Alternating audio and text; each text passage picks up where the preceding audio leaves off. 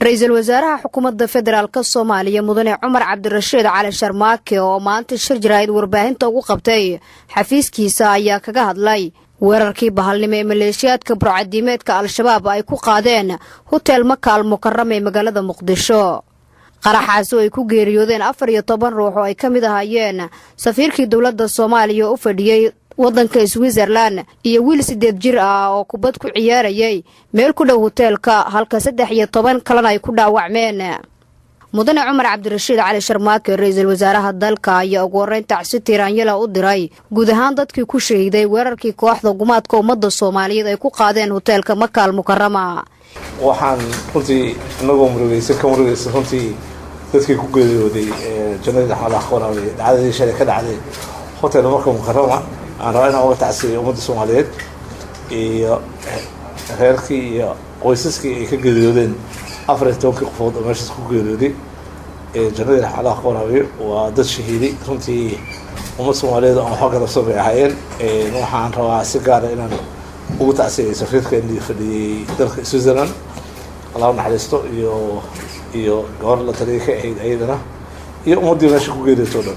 ciidamada qalabka sida Soomaaliyeed ayaa ku guuleystay in hotelka ay weerarka ku qaadeen kooxda ugus oo ay deganayeen shacab aan waxba galabsan ay ka soo badbaadiyeen 50 ruux.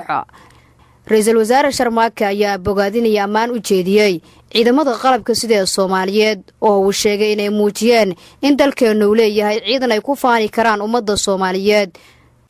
waxaan rabaa inaan runtii amaano oo bogaadiyo ciidanka amniga Soomaaliyeed ee runtii shalay muujiyay inay yihiin ciidan ummadda Soomaaliyeed ku faani karto. dhacdooyinkii loo dhaxay ka dhacay dalalka kale ee waddanka aan Soomaaliya ahayn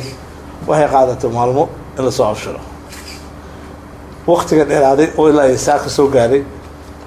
ma aysan ahayn in la soo afjiro way laakiin waxay ummadda la badbaadiyay. saawsuntiinba ummadda ilaa ay 50 ka badan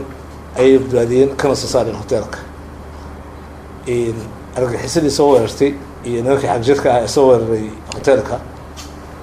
ahmiyadii ay lahaayeen waxay ahaayeen ummadaas aan waxba galabsan intii ay ka leyn karaan in laayaan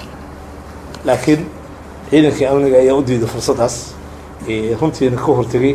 inay ku talaabsadaan wixii ay ku soo talagaleen in ummadaas ku maadaan. ra'iisul wasaaraha dalka mudane Cumar Cabdirashiid Cali Sharmaake ayaa tilmaamay in dawladda federaalka Soomaaliya ay ka go'an tahay xaqiijinta ammaanka hoteelada iyo goobaha isugu yimaadaan bulshada isla markaana dawladda Soomaaliya ay ka xoreynayso kooxda gumaadka ummadda Soomaalida ugus goobaha farakutiriska oo ay kaga sugan yihiin gobolada dalkeena. shacabka Soomaaliyeedna looga baahan yahay inay gacan ku siiyaan dawladda maadaama kooxdaasi ay doonayaan inay daadiyaan dhiigga shacabka Soomaaliyeed. ogsoontiin dawladda Soomaaliyeed iyo xukuumadda Soomaaliyeed waxay runtii xoreysay degmooyin badan oo gacanta ku hayeen maadaama ay aan kaga guuleysanayna dagaalkii guud iyo dagaalkii lagu xoreeyay degmooyinka iyo gobolada dalka waxa ay marka kan u jeesteen inay gumaadaan ummadda Soomaaliyeed iyo shacabka Soomaaliyeed aan xog galsan. taas waxa weeye macnaheedu waa ogsoontiin waxay ku saleeyaan weerarkooda inay hoteelada iyo meelaha dadka isugu yimaada ay ku gumaadaan ummadda Soomaaliyeed. taas waxa weeye inay isdhaxaan dadka imaanaya dalkan iyo rajada socotay dalkan horumarka u socday rajada laga muujiyo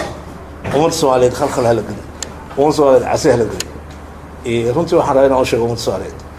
in aysan marna ka leejin dhacdooyinka noocan oo kale taas oo waxa weeye dagaalka guud oo u guuleysanay oo u guuleysan doona hadii inta hartayna. ra'iisul wasaaraha dalka mudane Cumar Cabdirashiid Cali Sharmaake ayaa ugu dambeyntii sheegay in dawladda Soomaaliya ay dhaawacyada culculus u qaadi doonto caafimaad dibadda ah. runtii waxaan rabaa inaan meesha ugu mahadceliyo dawladda Imaaraadka oo runtii shalay la soo xiriirtay noo ballan qaaday waxa la wixii dhaawaca inay dawladdu qaado wixii adiga inta lagu daaweyn karin oo dhan hadii la yiraahdo. qaraxan kooxda gumaadka ummadda Soomaalida ugus ay ku qaadeen hotel Maka al-Mukarrama ee magaalada Muqdisho ayaa qayb ka ah qaraxyada iyo weerarada kooxdaas ay ku daadinayaan dhiigga shacabka Soomaaliyeed aan waxba galabsan. Nasr Bashiir Cali TV-ga qaranka Soomaaliyeed magaalada Muqdisho.